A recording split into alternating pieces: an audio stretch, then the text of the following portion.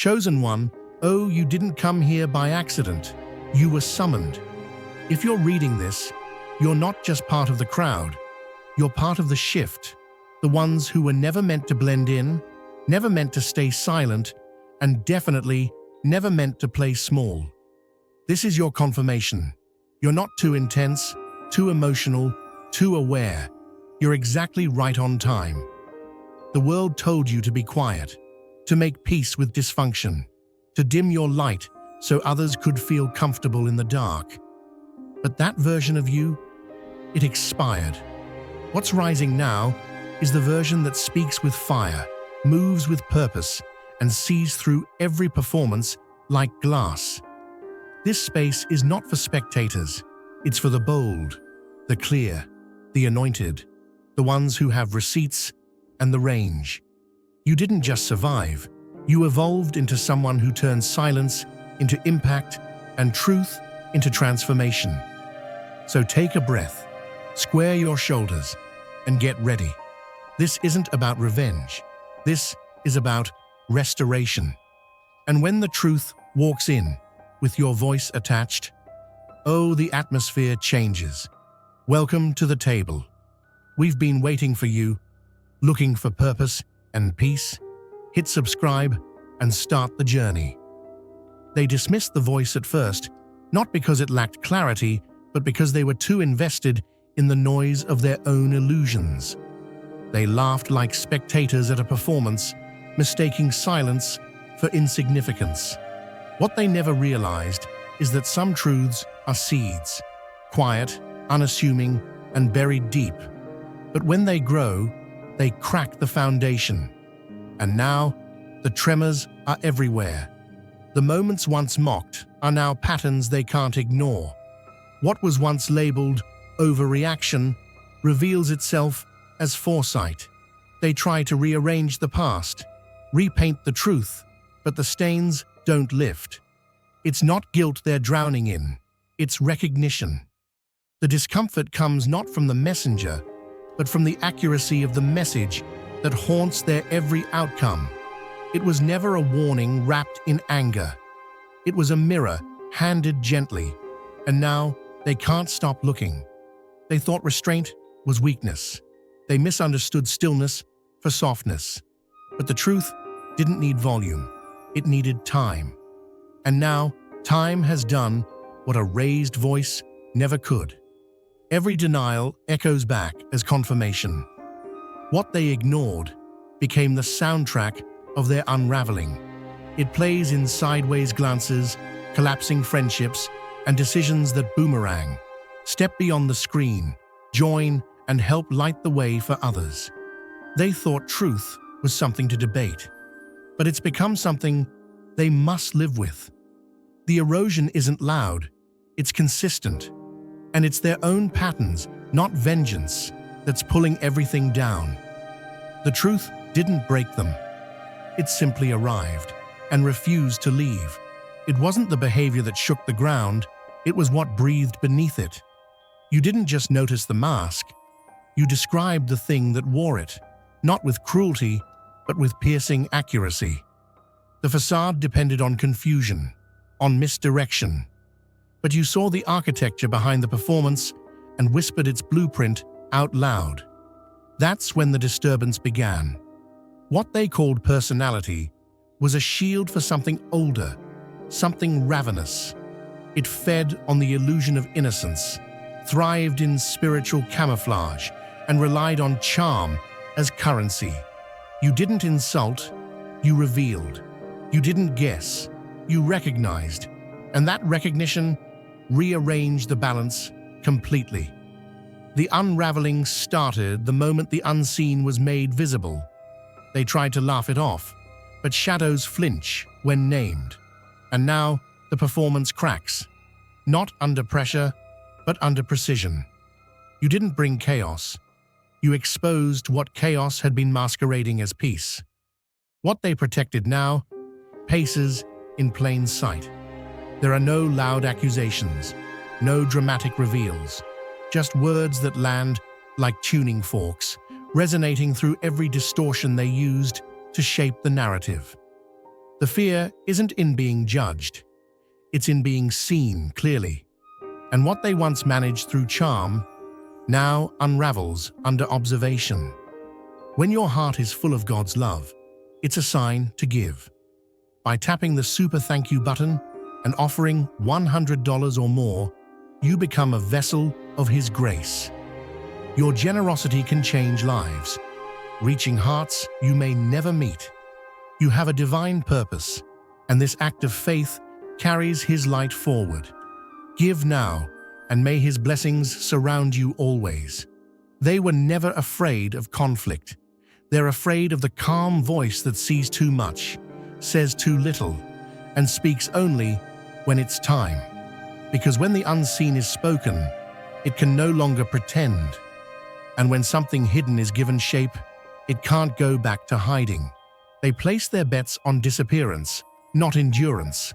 The entire design depends on vanishing acts, crushing resistance, exhausting spirit, and erasing voice. What they never plan for is recovery. They anticipate a collapse so total, the other side never speaks. But silence doesn't mean defeat. It often means the story is still sharpening. Their hands built the storm, hoping you'd dissolve in it. Instead, you endured, gathered fragments of clarity from the wreckage, and now you speak without distortion. That clarity is what rattles them. They didn't prepare for composure. They expected stuttering, not structure, emotion, not precision. Now, every sentence you offer redraws the timeline they tried to rewrite. They calculated your absence, counted on you becoming a shadow, too bruised to cast doubt. But now, you exist as evidence. You arrive not torn, but intact.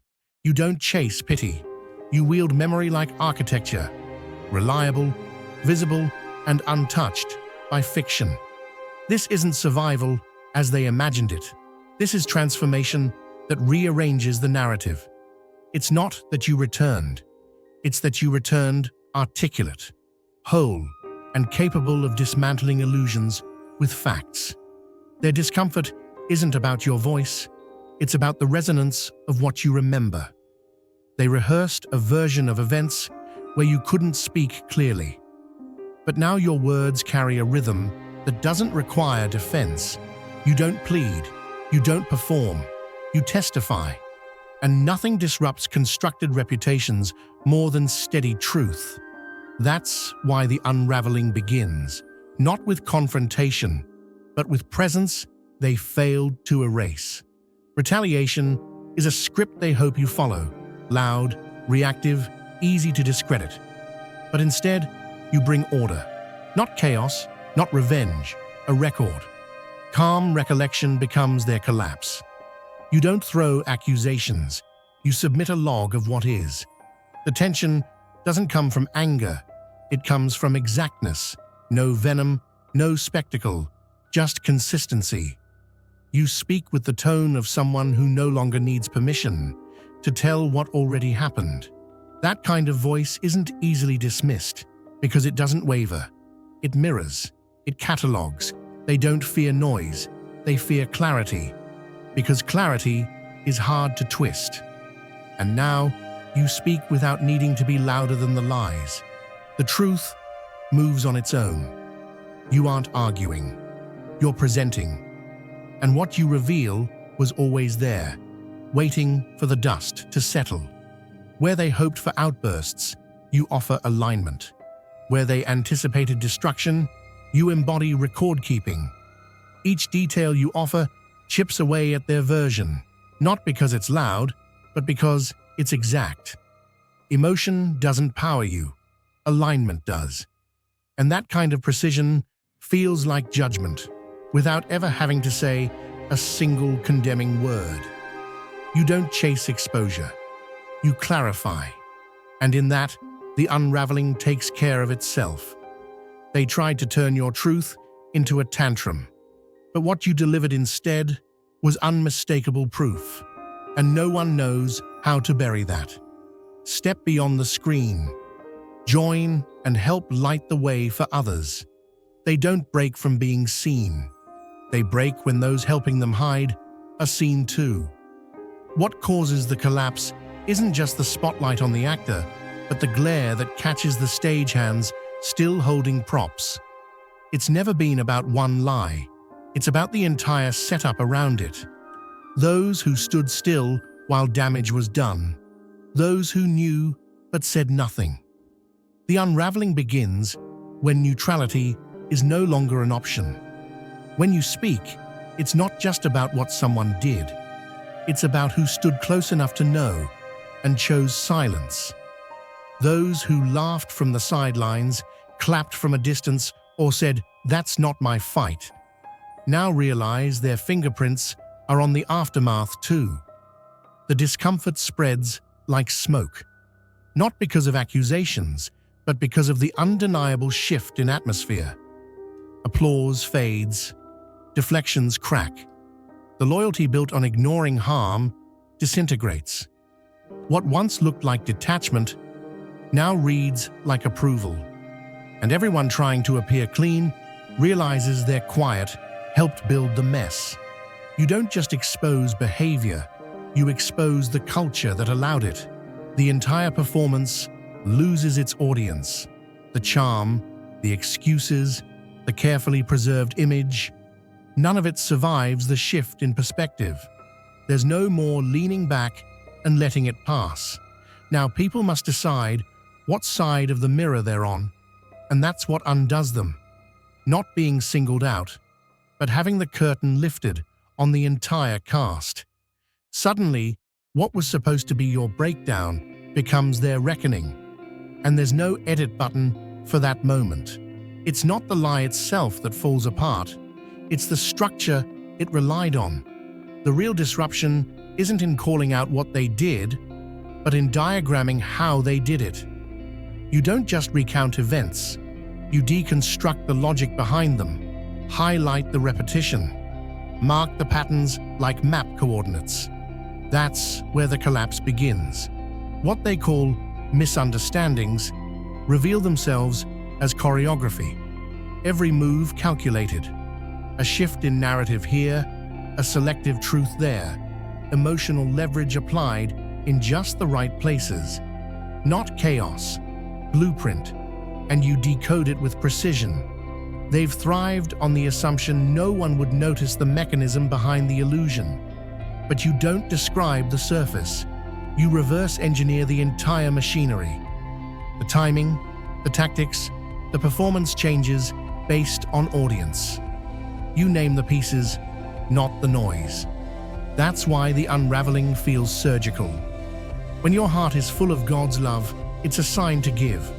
By tapping the super thank you button and offering $100 or more, you become a vessel of His grace. Your generosity can change lives, reaching hearts you may never meet. You have a divine purpose, and this act of faith carries His light forward.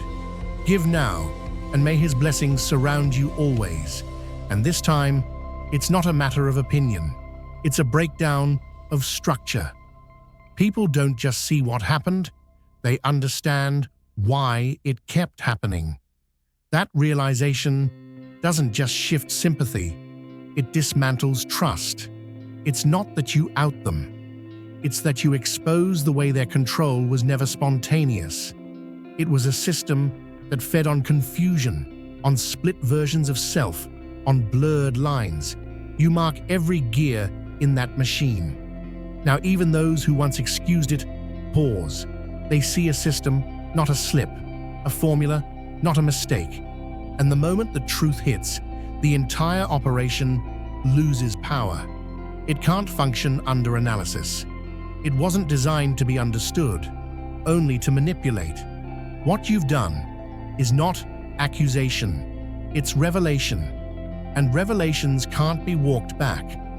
They rely on their image being consumed, not questioned. What they wear is not fabric, but perception, a carefully layered projection, stitched together for every set of eyes they perform in front of. Depending on the setting, they become the misunderstood, the generous, the humble. It works because no one dares to challenge the frame. Even you almost forget the distortion you've lived through. Then the balance shifts. You speak with the kind of clarity they hoped you'd never reclaim. No dramatic pause, no performance, just a quiet, factual unveiling.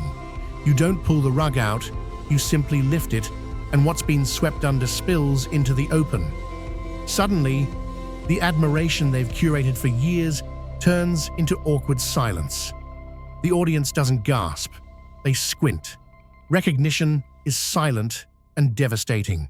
You never shout, you never accuse, you identify, you explain the swap, how kindness was currency, how softness was weaponized, how emotion was stagecraft, not sincerity. They can't recast themselves anymore. The illusions they wore like armor now cling like wet paper. This is not a scandal. This is a revelation. Not just about what they've done, but who they've rehearsed to be. People don't just reconsider, they recoil. The performance feels hollow, the script tired, the persona unraveling. They unravel not from exposure alone, but because you made reflection unavoidable. Not just for them, but for everyone who applauded without questioning. Now, when they step back into character, the room doesn't respond the same. The lines fall flat. The mask no longer fools. And worst of all, they know it. It wasn't noise that protected them. It was your silence, your choice to absorb damage without retaliation, to carry your truth without revealing it. Their image flourished in that silence. That's what gave them polish, the absence of contradiction. The illusion was only stable as long as you remained still. But stillness has an end, and when you finally speak, you don't reach for vengeance, you reach for accuracy. You say what happened as it was, with no embellishment. The collapse begins quietly. It's not because you exposed something shocking. It's because what you said confirmed what people already suspected but couldn't place. You don't build a case, you speak from lived truth. That's why it resonates. You're not trying to take them down. You're just done pretending they built their reputation alone. And when you stop carrying the false version of them on your back, the weight of their lies crashes down on its own. Their unraveling doesn't start with backlash. It starts with discomfort. People they once fooled begin questioning what they believed. Those who used to echo their version of events now hesitate. They feel it too, the subtle crack in the story they were fed. It's not exposure that ruins them. It's credibility shifting sides. No screenshots, no dramatics, just the power of a voice no longer caged.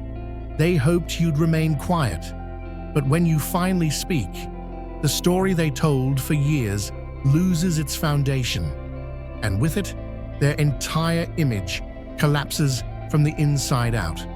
They've spent years scripting your silence. Every version they told came with edits, emotions muted, intentions swapped, roles reversed.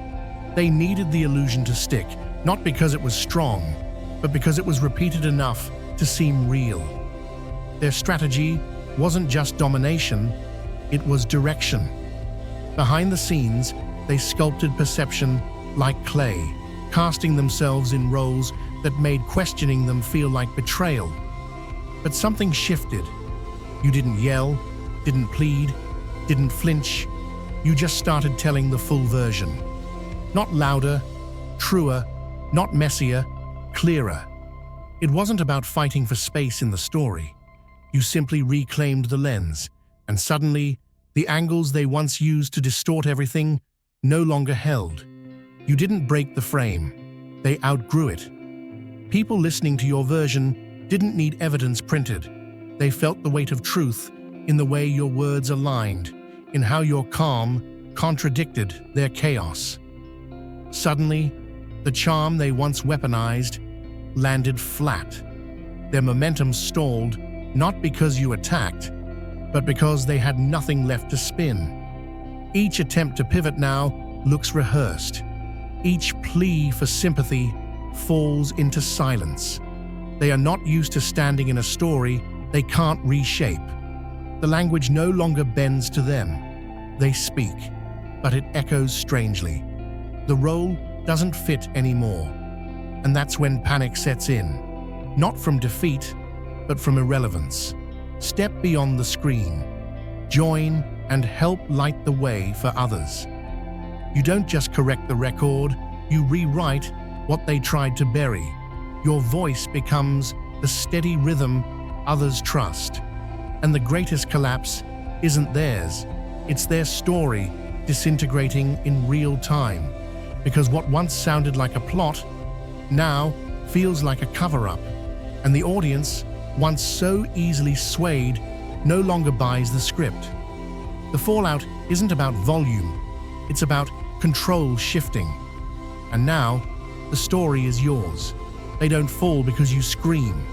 They fall because you're exact. It's not the volume of your voice, but the sharpness of your recollection that splits their facade open. There's no drama in your tone, just cold recognition. No chaos, only sequence. You don't hurl accusations. You dissect behavior, name moments, expose cycles that were supposed to stay unspoken. You recall the pauses before the shift, the switch in their tone, the timing of their charm before control struck. Not in anger, through insight. That lands harder than any emotional outburst ever could. Because the facts don't wobble.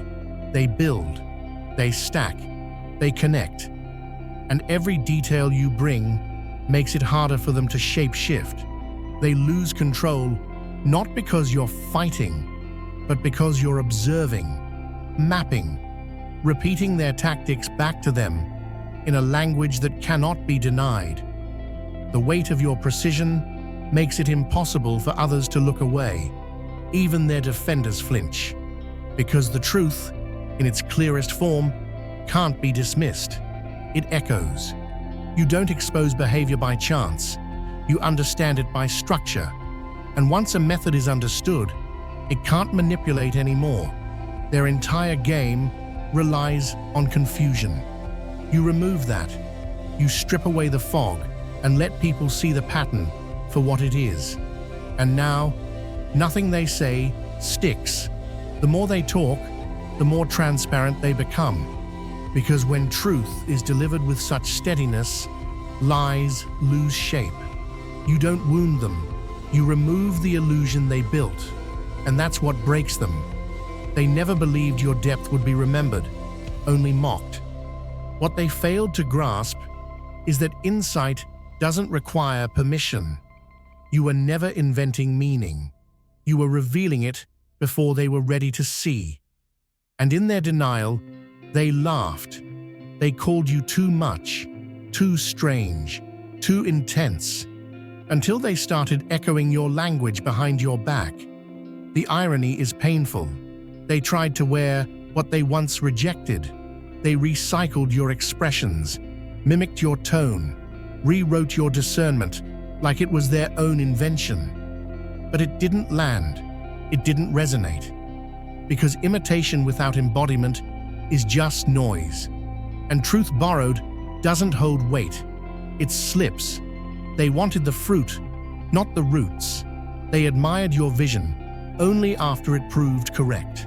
They reach for what you carry, hoping to replicate the clarity, the strength, the grace. But they don't carry the history that shaped it, so their version falls apart under pressure. They mocked what they didn't understand until life unfolded the same lessons, slower and harsher. Now, they trip over what you already saw coming. And what they once dismissed as madness, they now try to mimic for stability. But wisdom doesn't bend for convenience. It belongs to those who walk with it, not those who borrow it for image. They don't collapse because you attacked. They collapse because they tried to become what they refuse to honor. And truth never stays quiet when it's being plagiarized. It rises, it corrects, and while they scramble to sound like you, your life continues to validate everything they pretended to invent. They speak in rehearsed reverence, cloaked in phrases that sound sacred but serve as camouflage. Every gesture, every word is curated to present depth they haven't earned. They wield spiritual language like insulation, keeping accountability out while cloaking dysfunction within. Their image glows, not from healing, but from performance. What no one expects is the quiet clarity that doesn't match their pageantry. You don't interrupt them with noise, you intercept them with insight. While they recite polished lines, you dismantle the false light behind them without flinching. You aren't distracted by their rituals or appearances. You see the intention behind the language, the ego beneath the performance, the harm beneath the halo. They wrap manipulation in virtue. They rename control as healthy boundaries, passive aggression as discernment, emotional coldness as self-preservation. They do not lead from healing, they manage perception. And for a time, it works. Until you arrive with truth too precise to dismiss. You don't argue, you don't accuse, you name contradiction. You point where alignment ends and control begins. Suddenly, their influence thins. The words they use fall flat, their glow dims, their messages sound rehearsed. And the ones who once clapped quietly question. That shift is seismic. Not because you shouted, but because you saw through.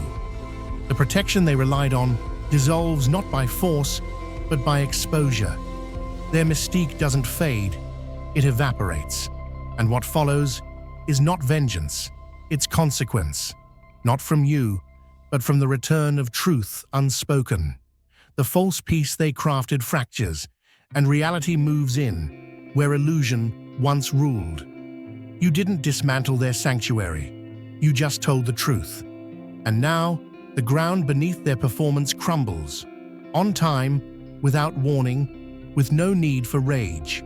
Only clarity. They aren't losing rest over regret. They're unraveling because the silence they relied on has cracked. It's not remorse behind their nervous apologies, but panic at the realization that they no longer control what stays hidden. If there was real sorrow, it would have arrived before the truth had to claw its way into the open. What unnerves them isn't what happened, but that you're no longer swallowing it to keep the peace. You held back for all the right reasons: compassion, dignity, restraint. But they mistook that as compliance. They believed you'd carry their damage like luggage you'd never unpack. That illusion let them sleep. Now it's shattered.